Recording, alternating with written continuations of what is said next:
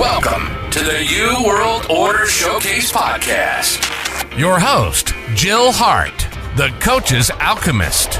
Couldn't be more excited to have you join us today. On this podcast, we celebrate the champions of change, the up-and-coming life, health and transformational coaches who are fearlessly stepping forward to make a difference in the world. Get ready for inspiring stories, practical tips, and powerful moments that will motivate you to make a positive change in your life and those around you. We're happy to have you join us on this incredible journey as we dive into the world of life, health, and transformational coaches who are lighting up the path towards a better tomorrow.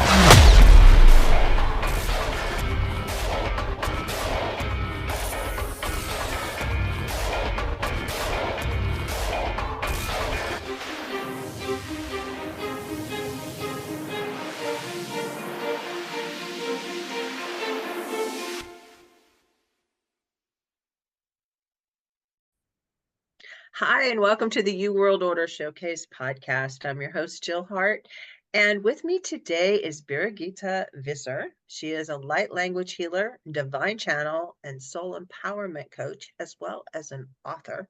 She is simply here to plant a food for thought seed and unlock one's own true potential into a better understanding of oneself and the universe, being merely a guide, a compass for you to get your tangled bearings right, here to help you live the life you have always envisioned by unveiling your soul's purpose. Welcome to the show, B. It's really great to have you here. Hi, Jill. Thank you so much for having me. So tell us your story. How did you get into doing this? Life experiences. And not the nice kind.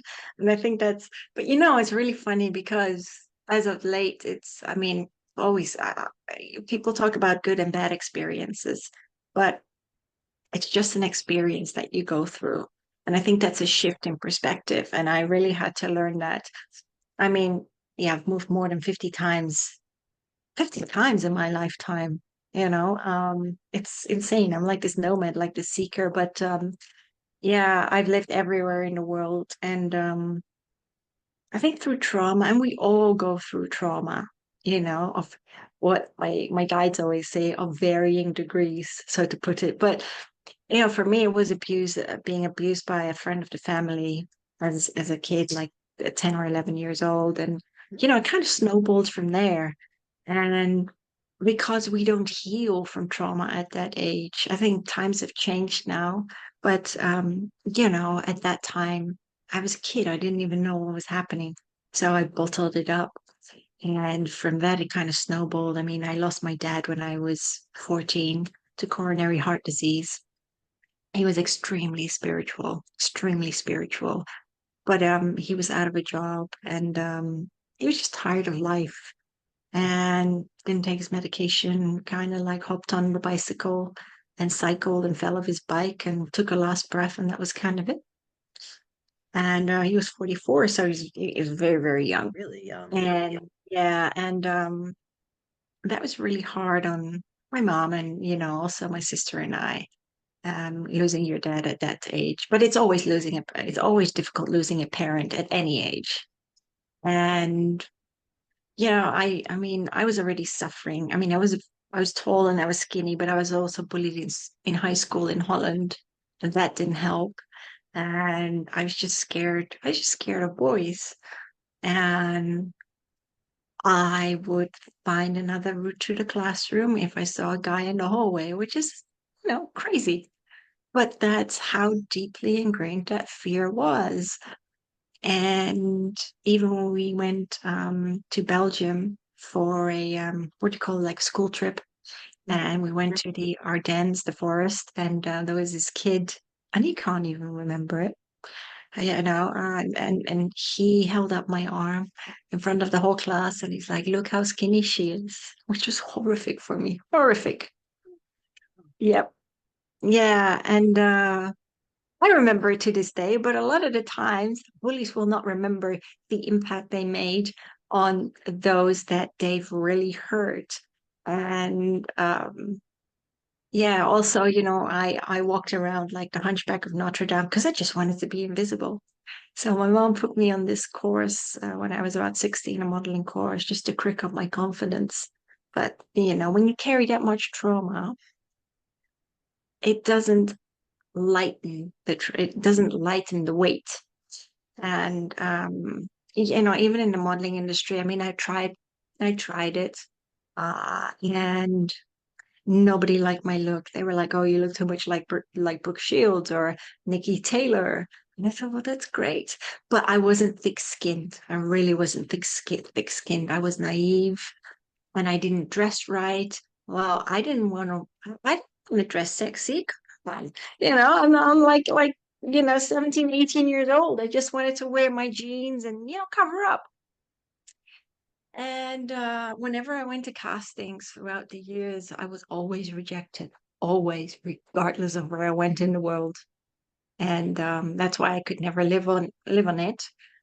Otherwise I'd be living under a bridge. But instead, I learned how to bartend. I was doing hostessing work. I was doing promotional gigs, and yeah, that's how I managed. And I did some gigs here and there, freelance.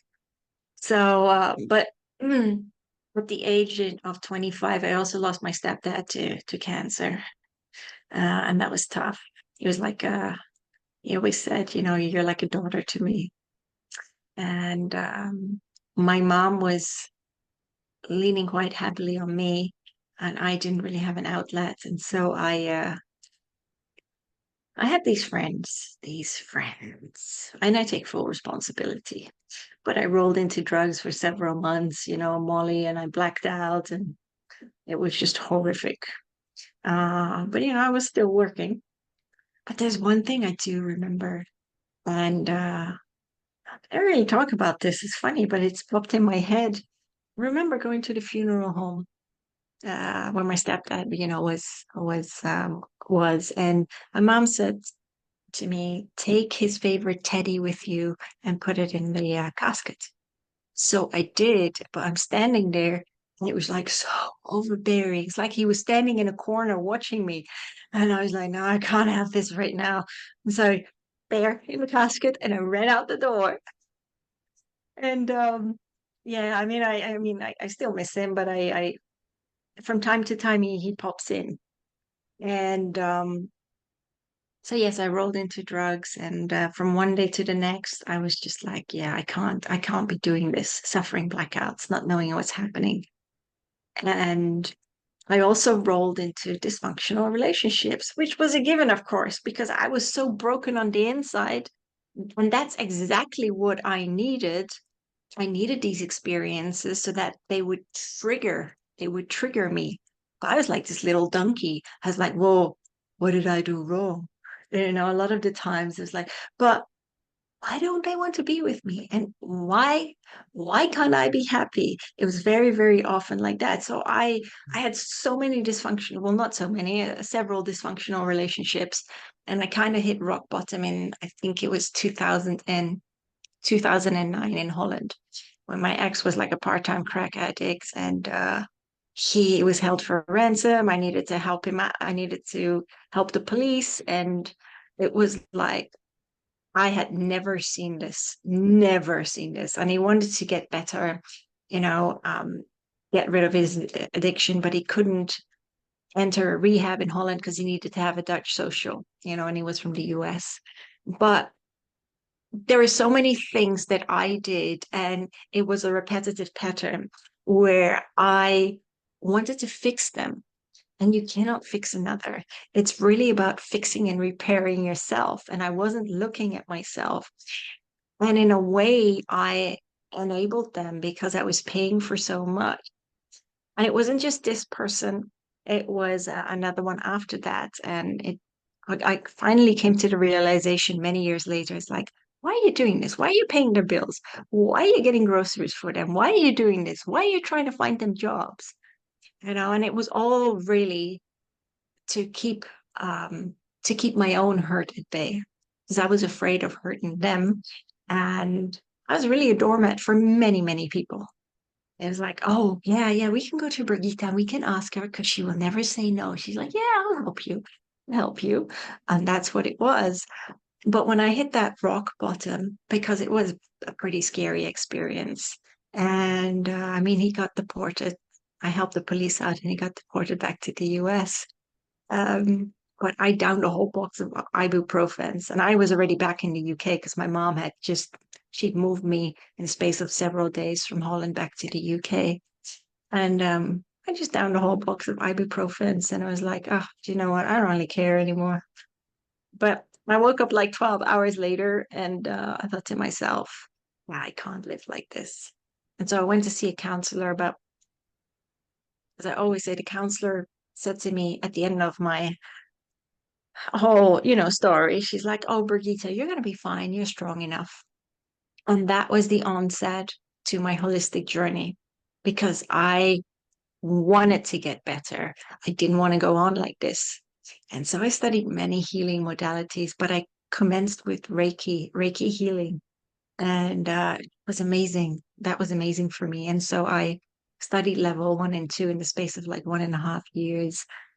Studied EFT as well, the emotional freedom technique, which I really love because it's so simple of tapping out the emotions out of the traumatic experience.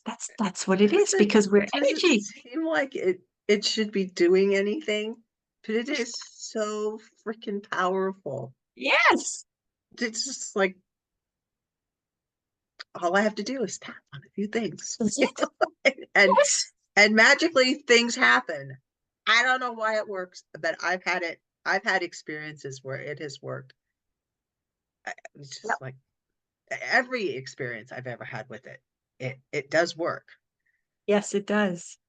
And people always think that healing should be extremely difficult, but it's actually not. It's really simple, but it doesn't really matter how we decide to heal. I always say to people, just because something doesn't resonate with what I may do, you may find something else that resonates with your soul, and that's exactly what you've got to do. Mhm. And yeah, I became a meditation teacher as well. I studied aromatherapy, aroma touch, relaxation therapy, oh, angelic Reiki, so many things. And every little bit was like a piece of the puzzle. And don't think my life was rosy after that because life's not like that. And I just had to go through a lot more experience. And also, when I moved to the US, to St. Petersburg in Florida, I met someone else. Oh my gosh, and he was super needy. He's doing well for himself now. I'm really glad. But he lost his mom. He had a reckless, and he was like a relentless pug. On my leg, and he wouldn't let go. And so I had to help him, and he moved from an hour away to 2 doors down from me, which wasn't helping my cause. And I sold my home to get away from him at the time. Wow. And yeah, I know it's insane. And then he had to move out, and I helped him financially as well. And that's the thing where I said, I enabled them, but I had to learn. And it was like the guys up there, the universe is like, well, let's see what Brigitta's going to do now. And boom, she did it again. And but I also so yeah, I moved somewhere else and it was a bit of a money pit, so I made a loss on that house. Um, but that was a learning curve for me. But what did happen is I was so exasperated. I would be lying on the floor and crying and screaming at the universe saying, I don't want to go on like this anymore. Please help me. And so there was a little breadcrumb that I became aware of in the form of Kambo healing, which is the shamanic frog medicine. And very, very physical and amazing healing because you purge and it's just time. I didn't do too much research on it because I don't like to cap my expectations. I am like that. But I went and it was in Florida and I went to see the shaman and he burned 4 points in my leg. So they burnt the top skin, 4 points. And then he put the frog poison on there. Well, in 10 seconds, I swear I was purging into the bucket. And it lasted for several hours. And, you run up and down to the toilet and the shaman helps you because it comes out everywhere. But you feel so cleansed after that. And I went another time, the second time round, and it was much easier for me. But what it did do for me when I went home is I made a whole bucket list of things that I wanted to do. So it was like, I promised my stepdad back in 2000 that I would start running for charity and for cancer. And I finally started to do that in 2016. So a little late, but I still started to do it. And I went skydiving because I had a fear of heights, which was a little bit insane. So these were things that I just wanted to do. I got rid of so much stuff in my house just to declutter it. And then my guide kicked me out of my house and said, "You've got to go to this fair." I'm like, "I'm not going." "Yes, you are." So I went because it was only a 5-minute walk, and that's where I met my mentor, Alania Starhawk, and she is an Akashic record healer. So she actually helps people walk through past lives. And it's pretty powerful because it's energy. So because my ex was so relentless in Florida, I was in this like fight or flight mode for a long time. And we do it to ourselves, but she cleared a past life where he poisoned me, and she cleared that. And it was really funny what happened after that because the energy changed and he let me be, which was great. So for the time that I was still in the US, I just did my own thing. And yes, I was teaching people. I did a lot of workshops. I attuned people because I'm a Reiki master. And yeah, and then I did a workshop on channeling. And when I did that, I zoned out during the meditation. I have no idea where I went. But when everybody was saying they saw the Ascended Masters, got messages, you name it, I was really upset on the inside. And there was a really simple exercise that Alania gave, and it's really sitting there with a pen and paper or a notepad and saying to the universe or you guides, I'm ready and open to receive. And that's exactly what I did when I got back home. I did that, and I think my mind was so far gone that I didn't even think. It just flowed. And when I read it back, it was really old English prose. And I started to do it every single day. And after that, I just got my cards out, whether it was the Ascended Masters, the Archangels, you name it. And I just picked a card and asked if they had a message to convey to me. And that's for me, that's how it's started. And I finally thought, you know what? I'm actually good at something.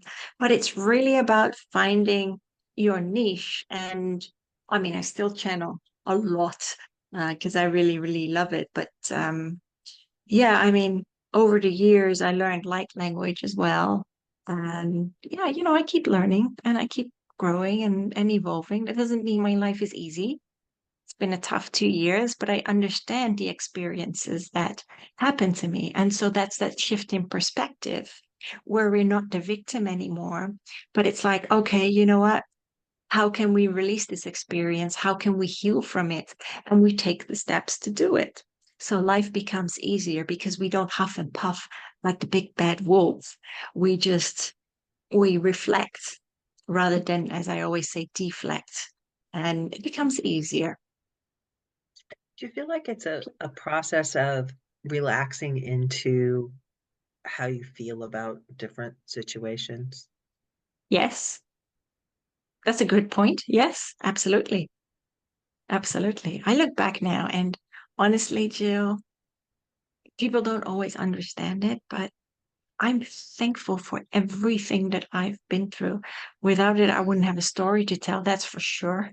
I wouldn't be able to write any books, but and to inspire and to empower others. But life is just a series of experiences. Some fortunate, some unfortunate. It's just how you view it, but never remain stagnant where you are.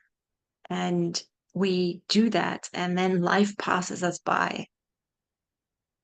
A lot of it has to do with how we perceive what's going on in the Yes. experiences, and you could actually change the past just by reconsidering how you're remembering those experiences. Yes. Yep. So I know you're an author and I know you're coming out with a new book. Let's talk about that for a minute. Yes, it's called Child of the Sun, En route to enlightenment in India. Well, I'm very far from enlightenment still, because I'm learning every single day. But that was an amazing journey. I've actually been invited back to the Art of Living Center in Bangalore recently. So not sure if I'll go this year or early next year. We'll see. But yes, it's really about breathwork, meditation, and how, and I think meditation is so powerful, especially when you do it in the morning and in the evening, because you just let go. And I love guided meditations. I used to love David G. They're 20 minutes. But I'm very much into the Psychic Soul, or Whispers of the Wild. Love that one. It's amazing. And yeah, so I talk about a lot of things. I talk about depression. A friend of mine, she passed away many years ago, but she was at the Art of Living, and when she returned to the UK, I think 2 years later, she committed suicide. Life got too much for her. She was very young, but she was such a beautiful soul. And so I talk about that. Of course, it's infused with the many channeled messages from the Indian deities, like Krishna, Ganesh, Shiva, Kali, Hanuman, and of course Saint Germain, because I work a lot with the Ascended Master Saint Germain and also Archangel Michael. And everyone channels them differently, but they've always channeled about the wisdom of life in a humorous way. And we do take life very seriously. And I know the saying, you know what, we don't get out of life anyway, but it's really about the underlying understanding that it's just an experience. That's what we need to understand. So yeah, I talk about relationships and love. I talk about the twin flame aspect, because I went through a horrendous period this June and July, where my ex from 2009, I thought he had made changes after 15 years, and I had done so much healing work, and that was a really powerful experience, because it was he had mental health issues. He was self-medicating. He was just screaming and shouting at me, very abusive. He pretty much destroyed my home. So I had to cleanse it completely. It took me 2 days because I was pretty much banned and working and sleeping in my spare bedroom. And I'd had enough. And that was the very first time that I actually stood up for myself and told him, get out of my house. And he did. And then he came back again and, lost a lot of weight a week later, went through his money, whatever happened to it. He's back in the US now, but he came back again the next day and I'd had enough. And I called security and they advised me to call the cops. And they escorted him off the urbanization. Um, and and I understood the experience. And it needed to happen because I needed to close the door. After 15 years, I needed to close that door. And I was surprised at how mentally strong I was. I bounced back pretty quick. But what happened was the trauma hit me so hard physically. Um, it was like, I mean, yes, I had acid reflux. It was like I couldn't move. I suffered from inflammation of my whole rib cage, so I could hardly breathe and walk. And I remember saying to the universe after 4 days, I said, and I went to see the doctor as well. And she said to me, Brigitte, why did you wait so long? And she's like, why do you keep going? You keep going, you keep working, you keep at it. I said, because that is kind of who I am. I said, it's just physically, it hit me hard. And so I cried out to the universe and I said, I don't want to live this like this. I really need some help in getting better. And funnily enough, the next day it started to ease. It started to ease. And I'm also not ashamed to say, you know what, when I need to get healing, I will get it. So I have a go-to light language healer, Louise Roach. She's amazing. And she cleared a lot of the layers. And I'm fine now. And again, it was just an experience. And there is no point in saying, yeah, but maybe this person will change. Maybe we can get back together. No, if you're not singing from that same hymn sheet, just take a deep bow in gratitude and shut the door and say goodbye. It's okay. We're all here to learn from one another. Yeah, to me, he wasn't a villain. My ex wasn't a villain. He was just a beautiful reflection and a teacher. Something he was like chaos. It was like chaos that needed to enter my life to make me see and to make me open my eyes. And I think I look back and I think it was a wonderful experience because I learned so much. And now that I've shut the door, when we shut doors, yeah, other doors do open. Things start to flow. We don't always see that when we're in it, when we're in an experience, but once we get out of it and we heal, we shut the door, other things come into our lives.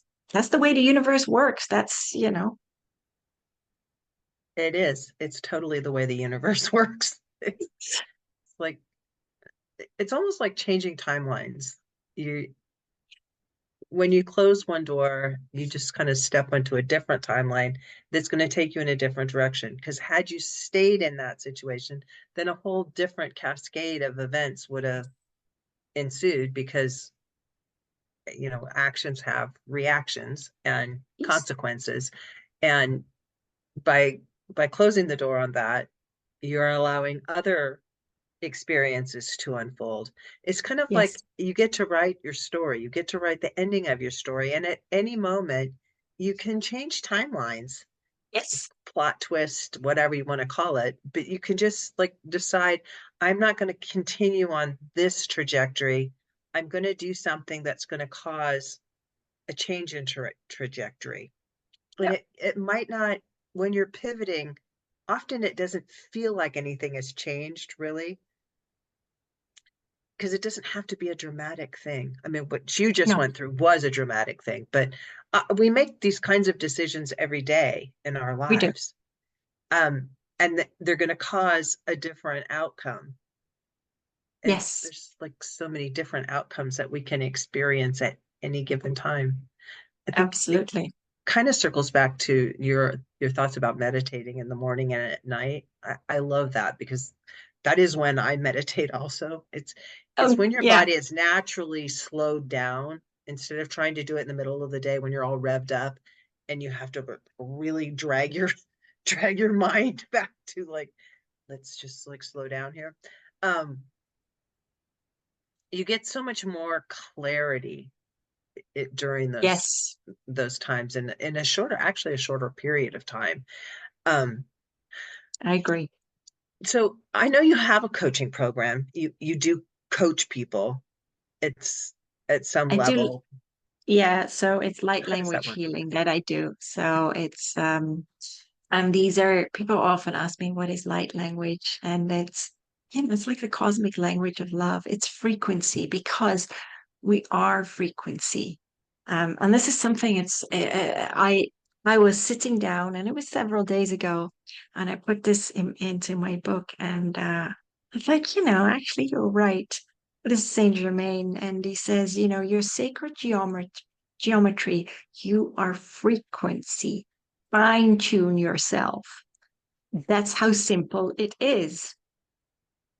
And I said, yeah, I understand that, but it's really about explaining that to people because they see their experiences and everything that they go through as being real. And yeah, it is real to, well, I call it an illusion. It's just an experience, but people need to just elevate themselves. It's like, when you change your perspective, it's like when you're up in a plane. When I was skydiving, it was like, oh my gosh, the world down there is so small. And we make drama out of everything. And it's like, why do we do that? Because it's so minuscule compared to compared to the whole universe, so to speak. Mhm. Um, yeah. So, but light language is you're not going to understand it on a conscious level. Your mind's like, what the heck? What is she doing? And but your soul understands the light code just beautifully. And that is actually what it's all about. And it's been a very interesting process for me because I'm one of these freaky ones. At night, sometimes the light language will just come out and it's before sleep. And it's like it's been changing. And I love that. I love that. And there's a really great exercise, by the way, where you use the unemployed angels or the volunteer angels. And I call upon them. I used to call upon them years ago, and I recently started calling upon them again. And I write it down and I ask for everything that I write down, every task that I have that I would like help with, whether it's with health or anything else. I say, I ask an unemployed angel of the highest vibrational love and compassion to help me with or to assist me with, and you write it down. And as you write it, and as you keep asking an unemployed angel for however many tasks you have, you can just feel the energy in the room because they are there like that. And they've helped me in the past couple of weeks, and I can just cross it off. And every time I cross something off, it's like, thank you so much for helping me with that. Just simple things that people can employ in their own lives. I I sing in angel language sometimes. It just comes out, but it Yep, comes out as music to me. that's amazing. I don't usually do it in company. Freaks people out, but it yeah, That's it just amazing. makes you feel good. And it just you don't have to understand it. It doesn't have to mean anything. It just comes out and it's not even like you're you're not even conscious of it. If you could just like shut your mind off and just let it come out, it's really beautiful and it's yeah, it's an interesting experience for you to have for yourself. That Mm. I know the power in having someone else share light language over you, which is different. Yep. And Mhm. Yeah, that's that.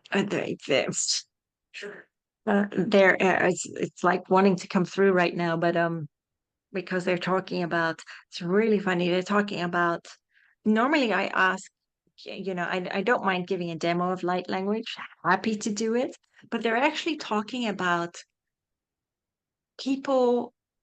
Oh, what is it? Okay, people opening up their inner lotus flower and allowing themselves to blossom within their inner world, but also their outer world. Because what they're saying, I mean, my guides are saying, everything starts from within. And when you nurture your inner garden, you will nurture your outer garden and your environment. of that. I was talking to somebody on Facebook today. She had posted something about um, the new being and the old being. Yep. What are you trying to be new about? And she was talking about a farm that was in her family for 80 years.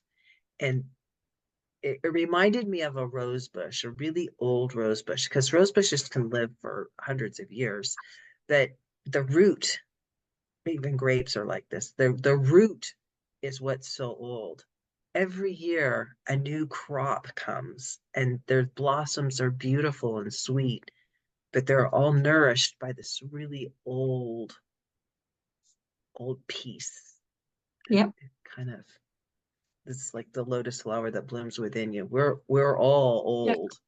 Our we are Souls, part yeah. of the I am, the source. Yes, we are. Yes. We're all Yes. connected, and each of us has that spark, the lotus flower inside of us that can blossom if we allow Yes. it. And Yep. it's totally our choice how we Yes, do it it. is. Oh, absolutely. And just because we don't get it right in this lifetime, that doesn't matter. And It's about it the doesn't matter. experience, and there's not a right and a wrong. There's just Nope. an experience Yep. and how we And perceive it and how we choose to change our perception of it yes. at any given time. Yep. And does it matter how long it takes us to heal? No, it doesn't matter. You have to do it at your own pace. And the Yeah. healing is the journey. It's Yes. That's the whole thing. We all have trauma. It's the point.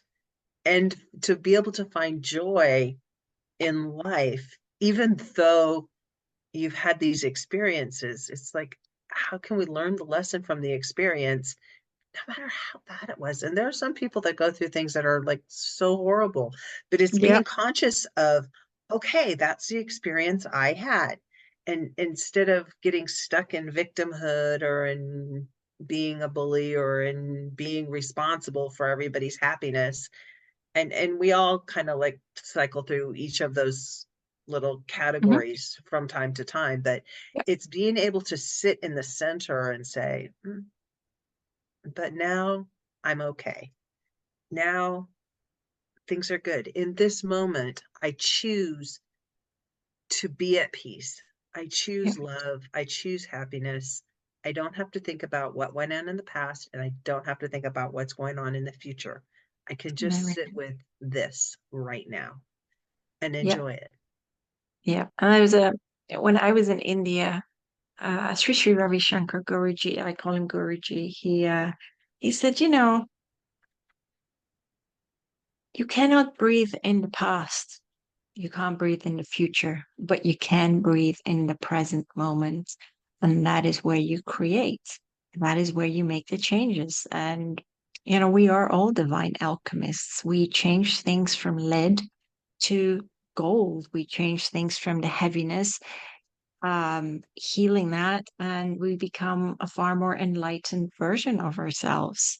And that's what it's all about. Unless we want to remain as lead, then go ahead. But yeah, and that's just alchemizing our experiences. Going from darkness to light. Yes, absolutely. I call And darkness. Darkness is. I call that. They came with this word, and they called it decalcification. It's a decalcification within yourself. So of the bacteria, and infusing that with the antibiotics of light. I thought, well, that's pretty cool. And then they go, yeah, it's like from morbid to orbit. I'm like, yeah, that makes like sense. that a lot. So B, your book is coming out beginning of November, middle of Yes. November. Okay. So as listeners are listening to this episode, you'll be able to find her book, her brand new book, over on her website. And why don't you share that with the audience? Yeah, so the website's going to be, my website is powersoulhealing.com. Can I just add something? So there are exercises in there as well. Mhm, There are mantras in there and other little things to help you along your way. mhm. Awesome. So it's an experiential read rather than It, just a light read. it's a, I do take the Mickey out of myself because I'm not taking the Mickey, but I see life very differently now. So I take a lot of things very lighthearted.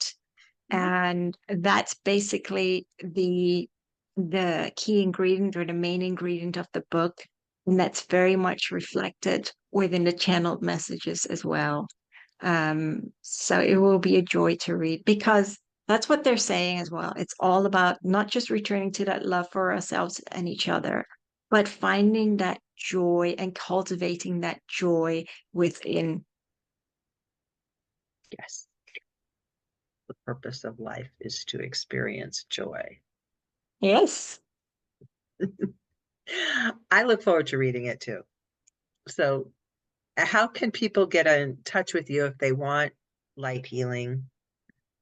Yeah, so again, through my website, but powersoulhealing.com, but I'm also on Instagram and on YouTube. Okay. Yeah, my Instagram is Universal Light Warriors and my YouTube is Power Soul Healing. Perfect. So what's the one thing you hope the audience takes away from the conversation we've had today? I know we've covered that life, so much. that life is all about transformation. Yeah, we start out as a caterpillar, and eventually we keep transforming, yeah, and we transform into this beautiful butterfly, and we just keep growing and expanding our consciousness through the levels of we level up through our experiences, and once we heal them, life becomes simpler. It becomes easier to understand. It's like as we age, as we grow older, we understand life more than when we're like 15 years old. And live your life with passion and with purpose, whatever you decide to do, because it's all about how you feel about yourself. It doesn't matter what other people think of you. It's really important how you feel about yourself, and just follow your inner guide. Follow your inner guide to your yellow brick road of blah blah blah, your yellow brick road of happiness. Yes. Well, a little tough to get out. Yes, Thank you so much for joining me today. No, thank you so much for having me, Jill. Thank you so much for tuning in to another empowering episode of the You World Order Showcase podcast. We hope you've enjoyed hearing from our incredible life, health, and transformational coaches who are making a profound impact on the world. Remember, change begins with you, and you have the power to transform your life and the lives of others. If you want to take that next step and unlock your true potential, visit thecoachesalchemist.com, where you can find the 3 ways we can help you for free to spin your talent into gold with clarity, a system, and a plan. Don't forget to hit the subscribe button so you never miss an inspiring episode. And if you enjoyed today's show, we'd greatly appreciate it if you could leave us a review on your favorite podcast platform. Your feedback means the world to us and helps us reach more people with our positive message. Stay connected with us on social media for updates, behind-the-scenes content, and upcoming guest announcements. You can find us on Facebook at the You World Order, or simply visit thecoachesalchemist.com.